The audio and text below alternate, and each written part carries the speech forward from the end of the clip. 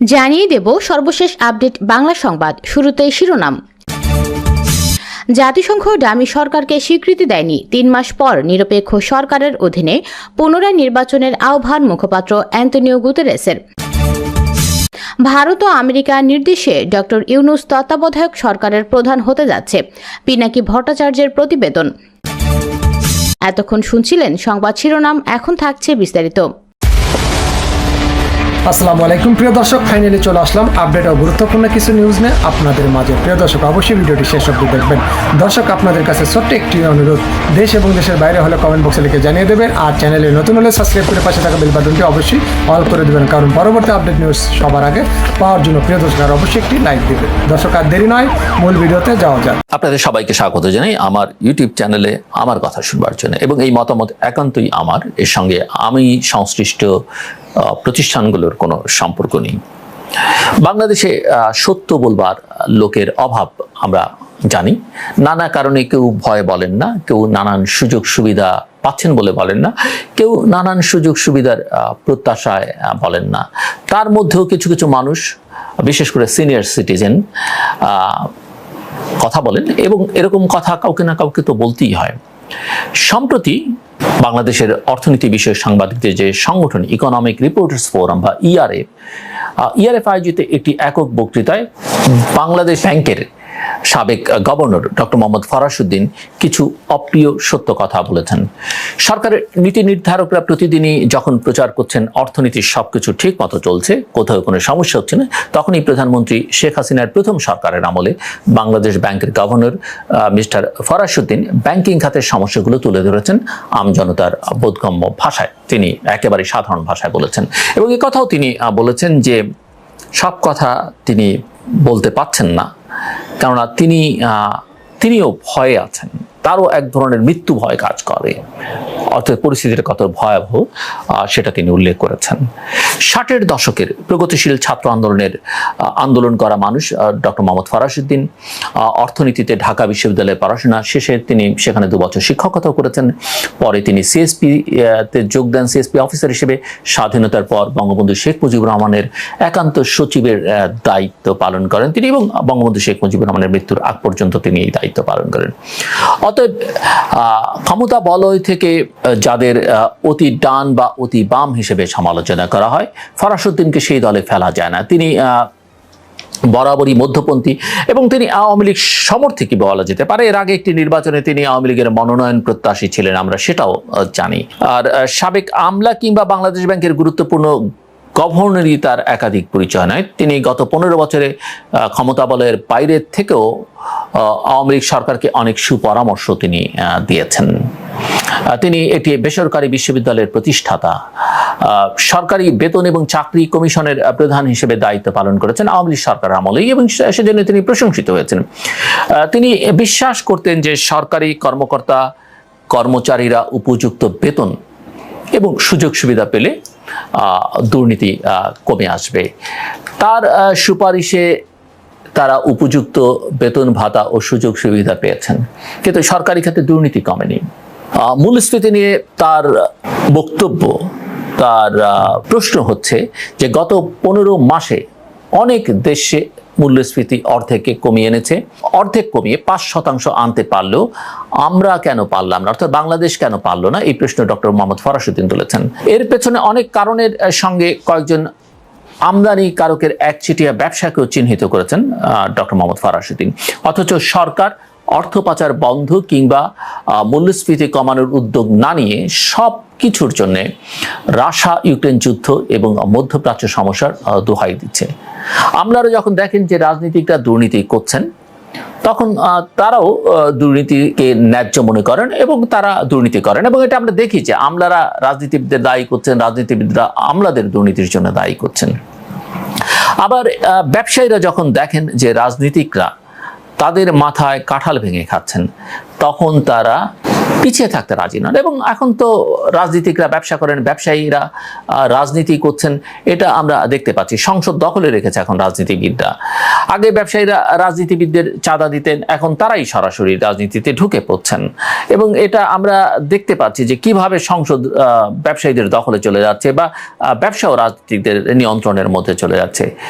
ব্যবসায়ীদের রাজনীতিতে আসা না আসা নিয়ে মোহাম্মদ ফরাসউদ্দিন কোনো মন্তব্য করেননি, তবে তিনি আমলাদের সম্পর্কে বলেছেন যে, আমি তার ভাষায় যদি বলি, তিনি বলছেন, আমি মনে করি কোনো আমলার রাজনীতিতে আসা ঠিক না। কোনো গোষ্ঠীর, তার ভাষায়, ডক্টর মোহাম্মদ ফরাসউদ্দিনের ভাষায়, কোনো গোষ্ঠীর আখের গোছানোর জন্যে দেশ স্বাধীন হয়নি। স্বাধীন হওয়ার সুবিধা কেউ পাচ্ছেন অতি সামান্য, কেউ অনেক বেশি সুবিধা ভোগ করছেন, বলছেন ডক্টর মোহাম্মদ ফরাসউদ্দিন, বাংলাদেশ ব্যাংকের সাবেক গভর্নর এবং যিনি সরকারের সঙ্গেও অত্যন্ত ঘনিষ্ঠ বলেই অনেকে বিশ্বাস করেন। এবং গত 50-53 বছরও বাংলাদেশের অর্থনীতি অনেক এগিয়েছে, একথা সবাই স্বীকার করেন, ডক্টর মোহাম্মদ ফরাসউদ্দিনও স্বীকার করেন। এবং এক সময় প্রচণ্ড খাদ্য ঘাটতির দেশ খাদ্যে স্বয়ংসম্পূর্ণ হওয়ার স্বপ্ন দেখছে, মানুষের গড় আয় ও গড় আয়ু বেড়েছে। তবে গড় নিয়ে উন্নয়নের মাপকাঠি ঠিক করা অনেকটা অন্ধের হস্তি দর্শনের মতো। আমাদের মুক্তিযুদ্ধের লক্ষ্যই ছিল সর্বস্তরে গণতন্ত্রের প্রতিষ্ঠা এবং বৈষম্যের অবসান। আমরা যদি স্বাধীনতার ঘোষণাপত্রের কথা স্মরণ করি, সেখানে ছিল যে বাংলাদেশের জনগণের জন্য সাম্য, মানবিক মর্যাদা ও সামাজিক সুবিধা নিশ্চিত করার কথা বলা হয়েছে। কিন্তু সেই সুবিচার কি বাংলাদেশের জনগণ পাচ্ছে, সাধারণ মানুষ পাচ্ছে? সরকারের অর্থনৈতিক নীতি যেন এখন যার আছে তাকে আরো দাও, যার নেই তাকে যেভাবে পারো ঠকাও। ব্যাংক থেকে ঋণের নামে অনেকে হাজার কোটি টাকা লোপাট করছেন, সেগুলো বিদেশে পাচার করে দিচ্ছেন, কিন্তু সরকার তাদের টিকিটিও ধরতে পারছেন এবং তাদের নাম প্রকাশ করতেও সরকারের কর্তা ব্যক্তিরা, মন্ত্রীরা সাহস পান না। আমি বলছি না, সাবেক অর্থমন্ত্রী, প্রয়াত অর্থমন্ত্রী আব্দুল মুহিত এই কথা বলেছেন। গরিব মানুষের ক্ষেত্রে যদিও ছাড় নেই, তাদের কৈফিয়তও শোনা হয় না। এ প্রসঙ্গে মিস্টার ফরাসউদ্দিন বলছিলেন ওই অনুষ্ঠানে যে, আমি তার ভাষায় বলি, যখন ঋণ খেলাপি বলা বেশি বড় হয়ে যায়, তখন 1000 টাকা কৃষি ঋণের কারণে কেউ চলে যায়, আর 10,000 কোটি টাকা শিল্প ঋণের খেলাপি গ্রাহক সরকারের পাশে বসে। 10,000 টাকার কৃষি ঋণ নিয়ে খেলাপি হলে তাকে জেলে ঢোকাবো, কিন্তু 10,000 কোটি টাকা খেলাপি হলে তাকে আমরা সালাম ঠুকবো, এটা হতে পারে না। তাদের বিরুদ্ধে ব্যবস্থা নিয়ে ঋণগুলো অবশ্যই আদায় করা উচিত। বেসিক ব্যাংক প্রসঙ্গে মিস্টার ফরাসউদ্দিন বলেন যে, একমাত্র সরকারি ব্যাংক হিসেবে বেসিক ব্যাংক একসময় সরকারকে মুনাফা দিয়েছিল। প্রতিষ্ঠার উদ্দেশ্য কি ছিল? উদ্যোক্তা তৈরি করা। ধীরে ধীরে ব্যাংকটি খারাপ করে ফেলা হয়েছে। বেসিক ব্যাংকে যতই একীভূত করা হোক, সেটা ভালো হবে না। ওই ব্যাংক যিনি নষ্ট করেছেন, শুনেছি দেশেই আছেন। আগে ওনার নাম ভিন্ন ছিল, পরে শেখ হয়েছেন, কোট আনকোট, ফরাসউদ্দিন বলছেন। কার আশ্রয়ে প্রশ্রয় হয়েছেন জানি না, জানলেও নাম বলতে পারতাম না, কারণ এই বয়সেও মরিতে চাহি না আমি সুন্দর ভুবনে। আমি শুরুতে উল্লেখ করেছি যে মিস্টার ফরাসউদ্দিন মৃত্যু ভয়ের কথা বলছেন। সো মিস্টার ফরাসউদ্দিনের এই বক্তব্যের মধ্যে যেমন খেদ আছে, ক্ষোভ আছে, কষ্ট আছে, বেদনা আছে, তেমনি আছে অসহায়ত্ব বোধ।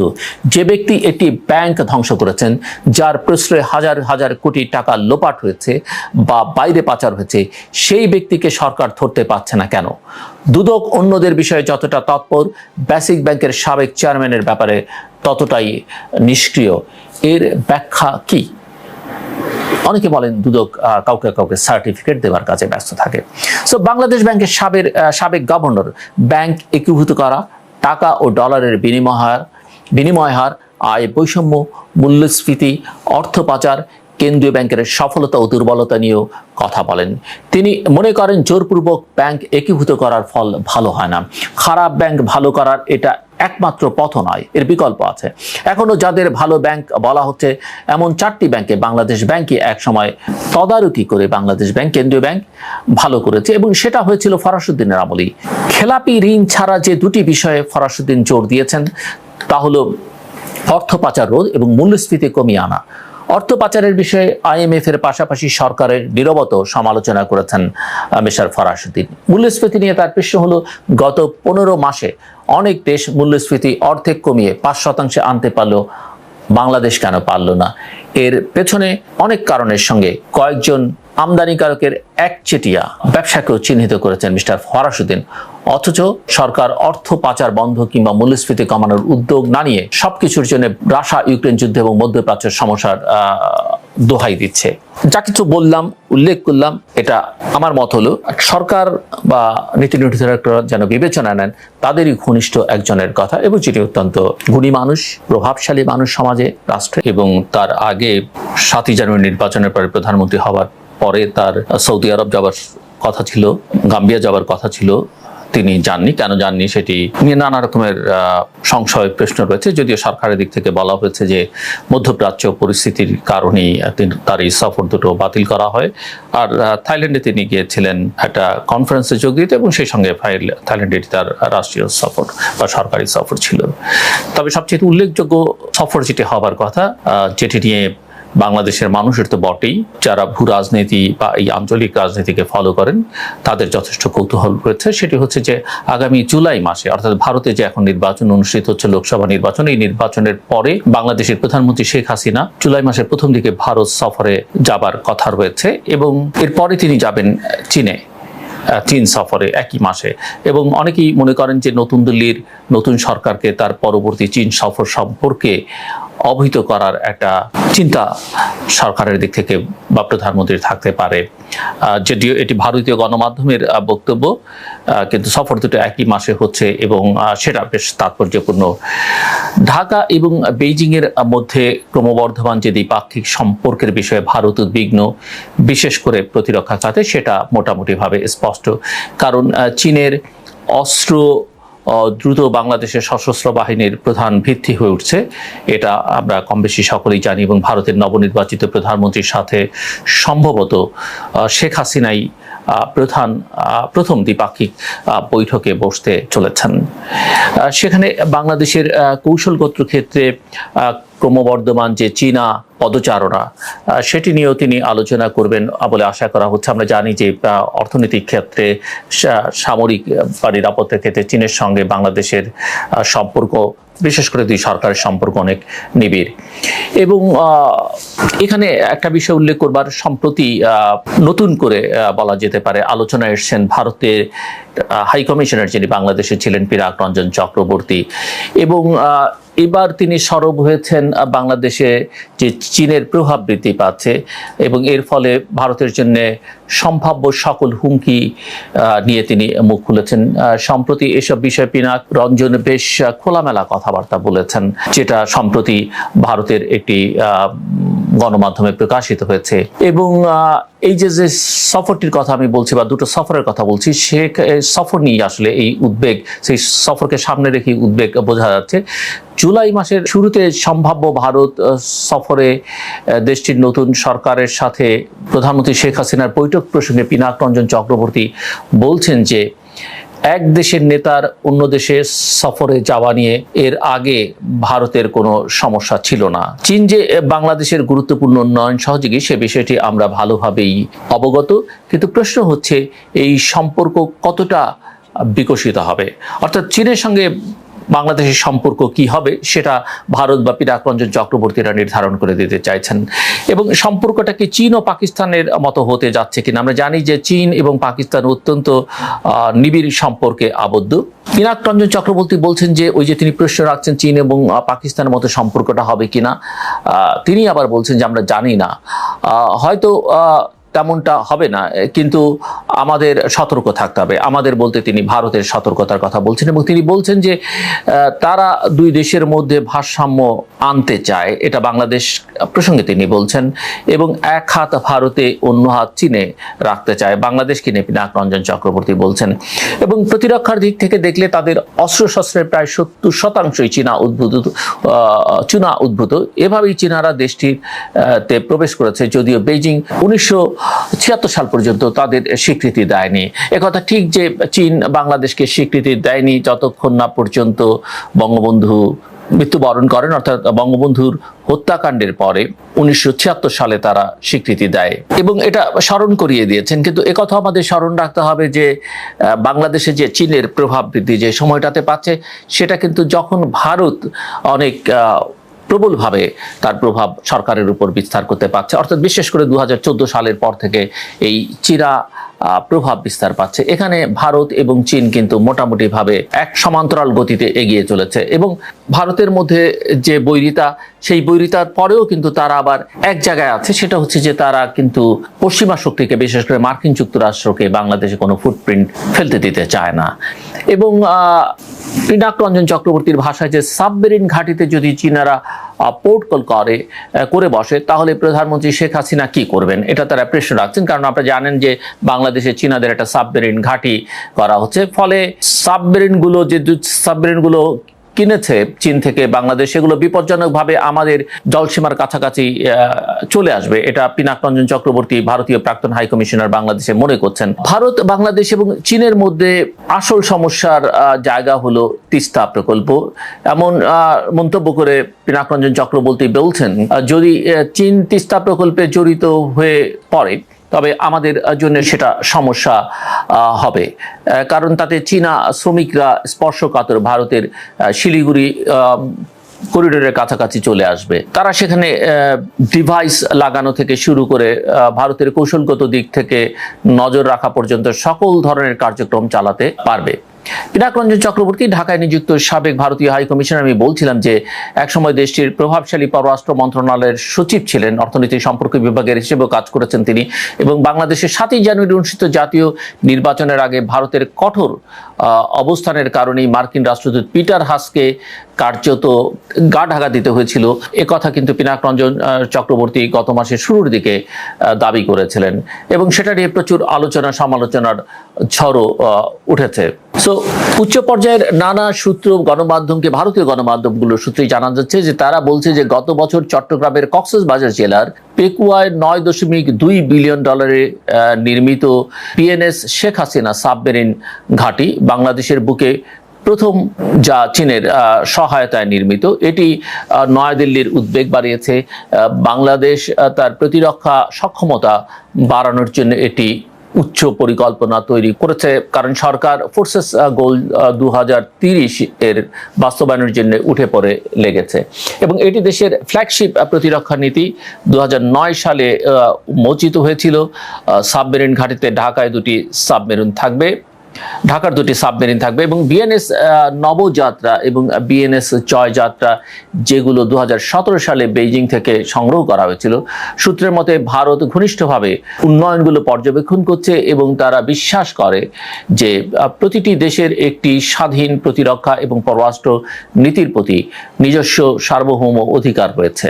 যে বাংলাদেশ ও চীনের সশস্ত্র বাহিনীর মধ্যে ক্রমবর্ধমান বন্ধুত্বের সাথে ঢাকা চীনা বাহিনীকে ভারতের কাছাকাছি নিয়ে আসছে, এটি দেশের প্রায় একচেটিয়া অর্থনৈতিক অঞ্চলকে স্পর্শ করতে চলেছে বলে ভারতীয়রা মনে করে এবং বাংলাদেশ সরকারের সূত্র মোতাবেক ভারতীয় গণমাধ্যম বলছে যে প্রধানমন্ত্রী শেখ হাসিনা ভারতের নতুন প্রধানমন্ত্রীর সাথে দ্বিপাক্ষিক বৈঠকের প্রথম নেতা হতে চান এবং আলোচনায় বোঝাতে চান যে বাংলাদেশ সরকার ভারত ও চীনের মধ্যে কৌশলগত ভারসাম্য বজায় রাখবে, যা বঙ্গোপসাগরের শান্তি ও সমৃদ্ধি স্থাপনের জন্য অত্যন্ত গুরুত্বপূর্ণ হবে।